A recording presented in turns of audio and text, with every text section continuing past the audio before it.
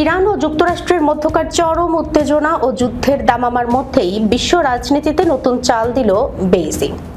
ওয়াশিংটনকে পেছনে ফেলে বর্তমানে বিশ্বের বৃহত্তম তেলের মজুদ গড়ে তুলেছে চীন। মার্কিন জ্বালানির তথ্য সংস্থার সর্বশেষ তথ্য অনুযায়ী চীনের ভান্ডারে এখন জমা আছে প্রায় 140 কোটি ব্যারেল তেল, যা কিনা 32টি শিল্পোন্নত দেশের সম্মিলিত মজুদকেও ছাড়িয়ে গেছে।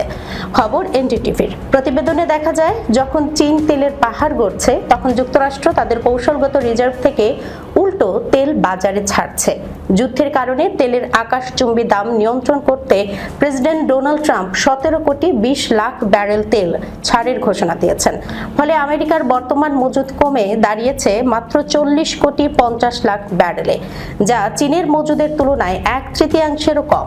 জ্বালানি বিশেষজ্ঞরা চীনের এই পদক্ষেপকে অত্যন্ত চতুর ও সময় উপযোগী হিসেবে দেখছেন।